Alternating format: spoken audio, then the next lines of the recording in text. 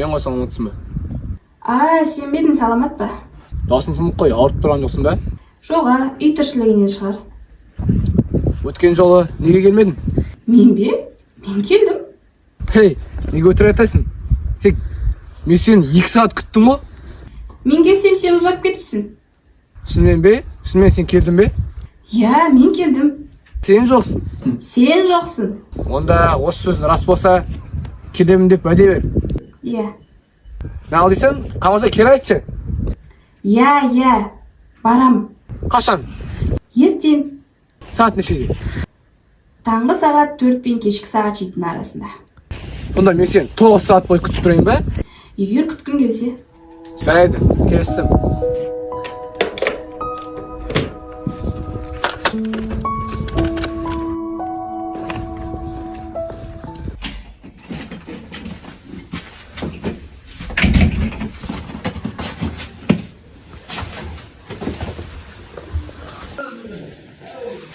Достар, ол әпкетайымыз да келді.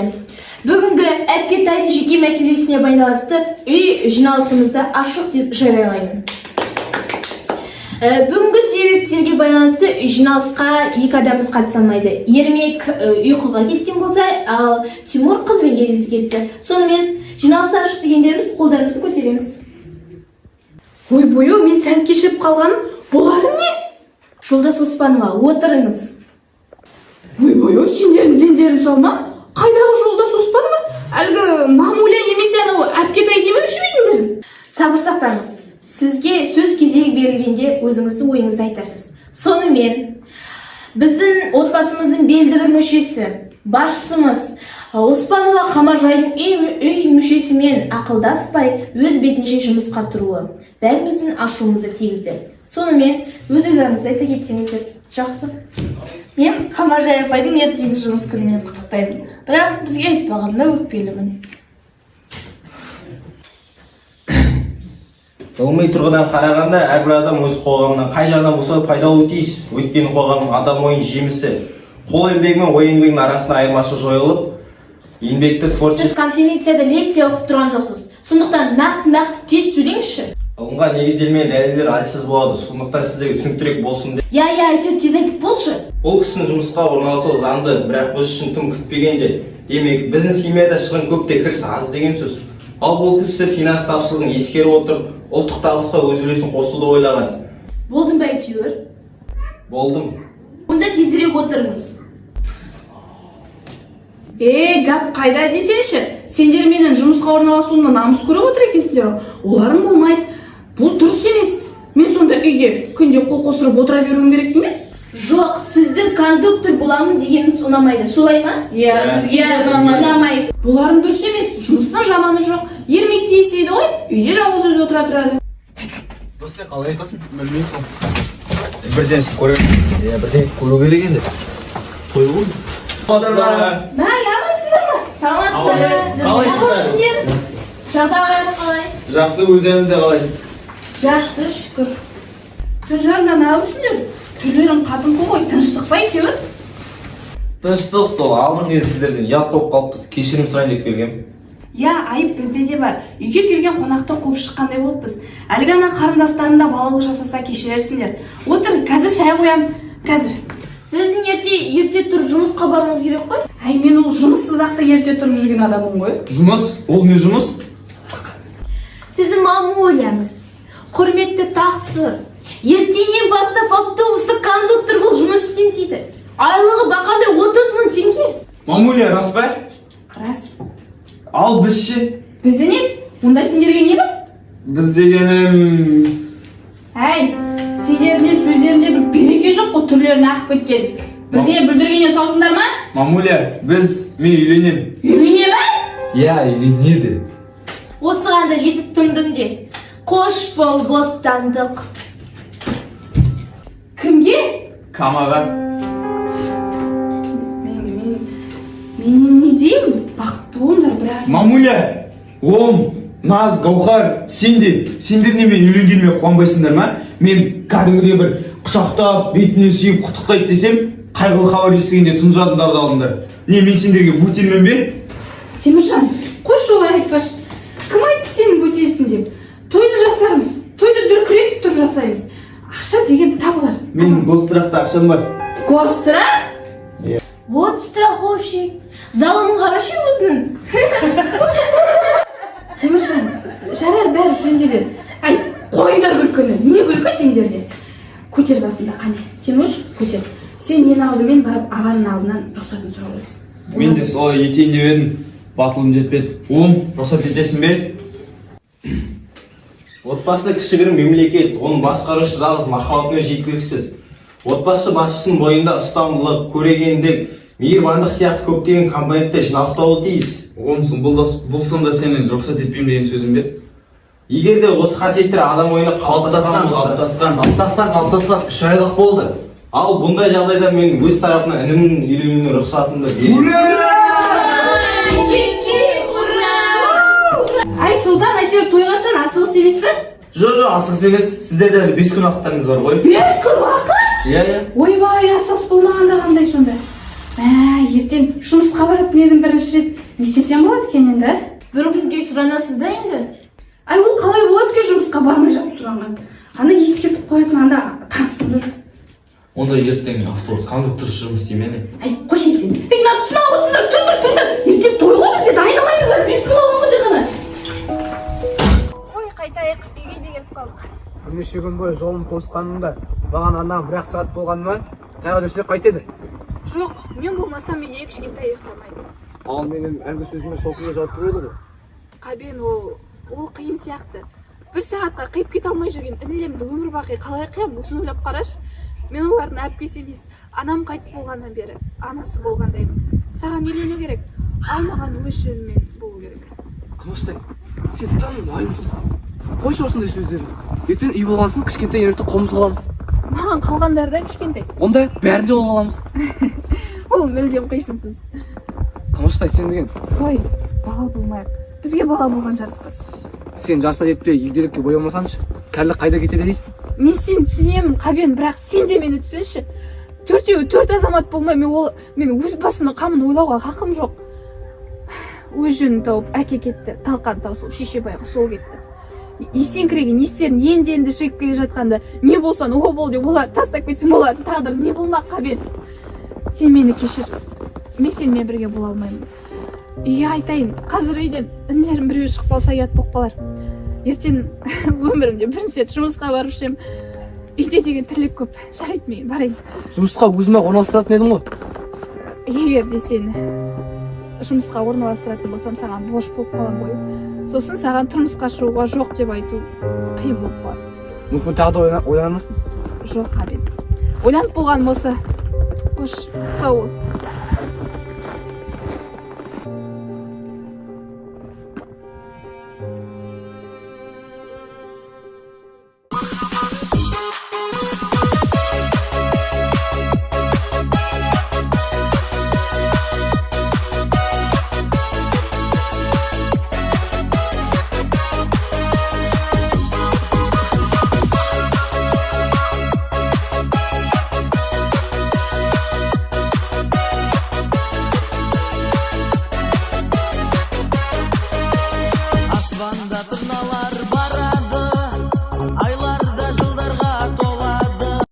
Мәссаған, жын ойнақ, а? Бұл жын ойнақ емес, мен хорошее настроение. Жоқ жерде мереке ойлап тауығатын данышпан екенсіңдер ғой сірә.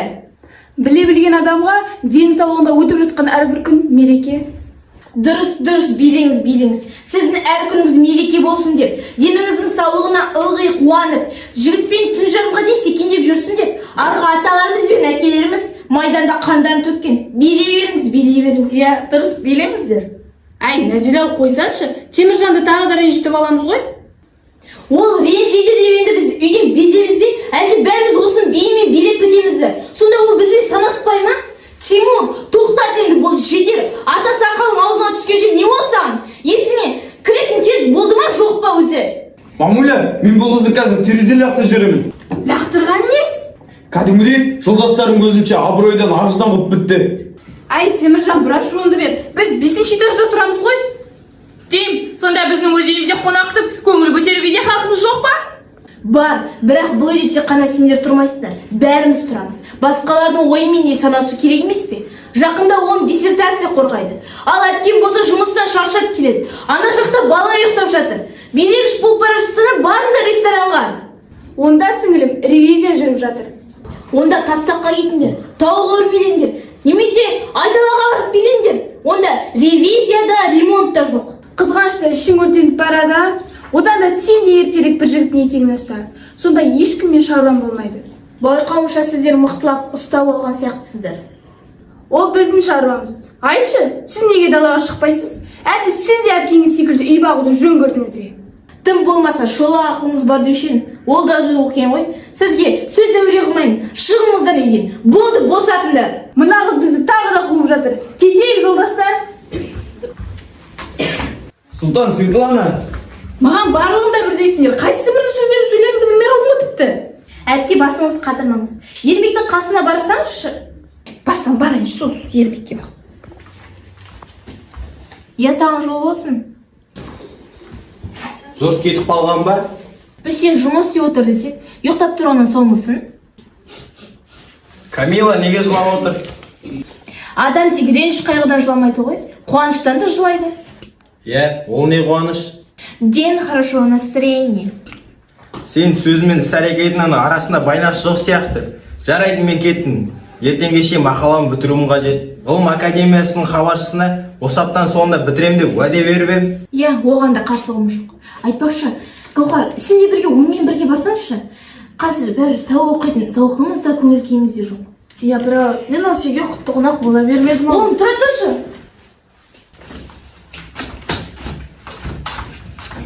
Диалектикалық материализм тұрғысына қарағанда, Гаухарды үйіне дейін апарып тастаған жөн.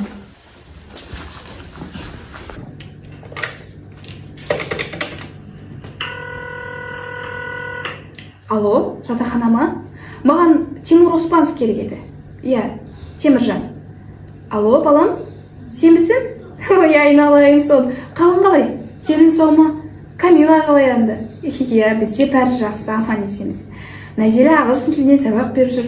Әлгі Ермектің берген хатын оқыдың ба? Жақсы оқып келе жатыр. Нағыл дейсің? Бригадир ұрысты? Қалай? Бригадир қылып сайлады дейсің бе? Ой, ақылдым сол, ауыр емес пе? Жарығым, құтты болсын. Салған ақшаларын да алдық, енді салмай-ақ қойыңдар. Яна, бізге жетеді. Омаржан деген айына 600 доллар алады ғой, бізге сол да жарайды. Өздеріңге жарата беріңдер. Арасында бір телефон соғып тұрсаңдаршы, ал Камилаға сәлем айт. Естілмей кеткен, кезінде тентек деуші едік. Жарығым сол қазір бригадир болыпты. Әпке, сүйінші. Тіреуінді берейін айналайын. Ол не қуаныш? Біздің яғни сіздің омарыңыз Астанада жаңадан ашылған университетке кафедра меңгерушісі болып барайын деп жатыр. Кафедра меңгерушісі? Ойбай, олай жас емес пе? Зато оның басы бар. Құлыным менің. Әлгі Теміржан да бригадир болыпты. Тимур бригадир болған ба? Вот дает. Тимур бригадир болса, онда он неге кафедра меңгерушісі болмайды? Бүгін той жасамасқа болмас. Айтпақшы, Астана дедім бе? Астана. Демек, ол да кетеді десейші. Әрине, арнайы барып келетін астына самолет береді дейсіз бе? Сөйтіп, ол да өз жөнімен кетеді де. Өз жөнімен емес, үкіметтің тапсыруымен барады. Ол марсиқаны сіздікі емес. Солай. Бәлкім сен де кетіп қаларсың. Бәрін кетіңдер жан-жаққа шашырап. Мен қалайын осы жерде жападан жалғыз. Жалғызсырамаңыз. Анау ақтау жақтан кішкене немере ініңізде еп қалар. Әкеп тастайды ғой ертең. Сосын Омар да кешікпес. Тентегім, сен де айтасың ау. Ең алдымен Омар ол үшін үйлену керек қой. Оған қам жемеңіз. Кафедра меңгерушісі болудан үйлену қиын деп бедіңіз? Алматыдан Астанаға біреу емес, екеу болып барады. Назила, сен студент емессің, мұғалім болдың ғой. Абайлап сөйлемейсің бе? Абайлағанда да, абайламағанда да солай. Кім екенін білесің бе?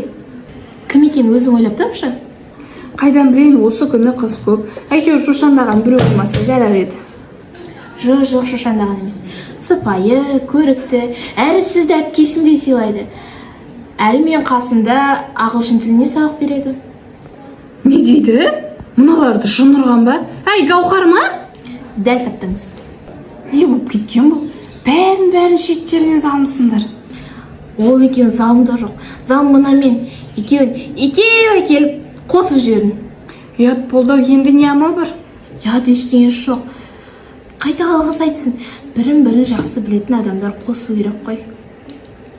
Жақында шақыру билеттері де дайын болады. Хай, осыдан екеуі мен көзіме көрінер ме екен, а? Омар ұзақ уақыт тіл қата алмай жүріпті. Содан отырған сәкісіне атып тұрып, мен сізбен үлгілі отбасы құруға дайынмын деп тоқетерін айтыпты. Ал енді сен де кетуің қалды. Жоқ, мен ешқайда кетпеймін. Тентегім ау, сонда тұрмысқа да шықпайсың ба? Шықсам да шықпасам да өмір бойы сенің қасында қаламын.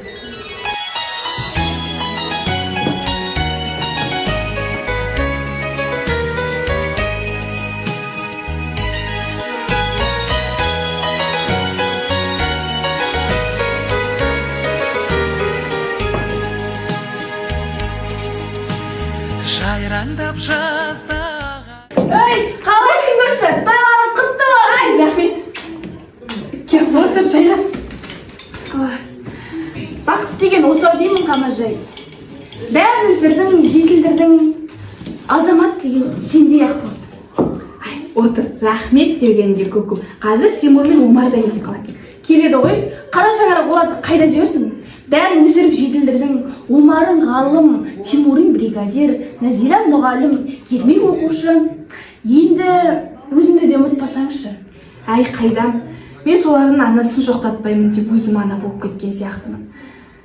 Шынымды айтсам, әлі кішкентай сияқты. Қамаржай, сен де айтасың ау. Сен орында басқаны айтам. Бірақ мен шыдай алам ба, шыдай алмайым ба білмеймін. Білсем де қорқамын. Менікі бір қайдан жүрекшіліктен дейсің. Соларға деген мейірімділігім ғой. Енді өзің білесің ғой. Мен үйге барып келейін, әлгінде шалым звондағанда жиналыста отырмын деген.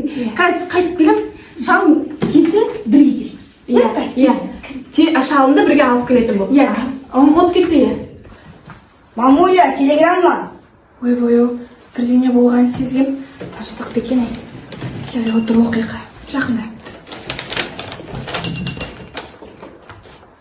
Мамуля, бригаданың жылдық жоспарын орындалуы жайлы өндірістік басқарма алдында ертең есеп беруіме байланысты бара алмайтын болдым. Ол үшін бәрінен мың мәрте кешірім сұраймын. Мен сіздерді жақсы көремін, Тимур. Мамуля, кешір. Қазіргі түркі философиясының теориялық мәселелері бойынша Анкара қаласына өтетін халықаралық конференцияға шұғыл аттанып бара жатырмын. Қайтар жолда міндетті түрде соғамын. Өзіңізді құшақтап, сүйуші Омар. Сөйтіп олар да келмейді де. Әпке, сонда олар енді келмей ме? Иә, жұмыстан босатпапты. Кешірім сұрап жазған екен. Бұрында мына жерде Тимур отыратын еді. Қазір енді ешкім жоқ. Олар бізді енді сағынбай ма? Қой қарағым, сағынбайды емес, сағынады. Ертең келеді ғой, жұмыстарын аяқтап болғансын келеді. Хатта жазған ғой келеміз деп. Ертең келеді. Сен одан да уайымдама. Беті қолыңды жу, қазір тамақтанамыз, е? Бар, беті қолыңды жуамын. Ой, мен келдім. Сен келсен болғаны. Олар әлі жоқ. Қайтеміз, өзіміз бастай береміз ба? Бүгін бір көңіл көтеріп, би билеп, ән салатын күн еді. Ай, қайдам. Ойбай, Қамаржай, саған не болған? Қазір бәрі жиналады, уайымдама. Иә, келсе келе жатар. Ай, құш па шампанды. Ойбай, ай, өзіне де құй, маған да құй. Ай, келді. Ай, күтем деп шаршайдым. Әлгі Назира қоңырау соғып еді, қазір келем деп ол да әлі жоқ.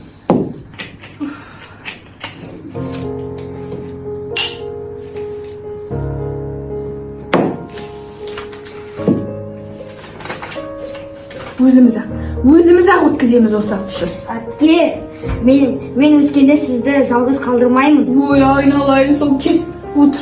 Осы бала болмаса.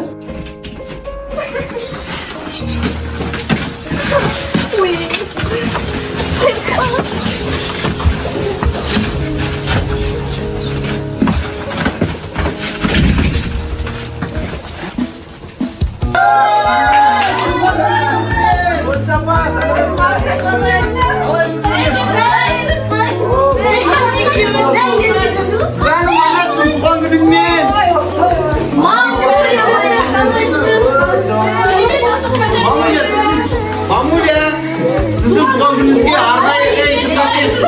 сізге арнайы жездемді алып келдім. Отыр жездем, отыр кел.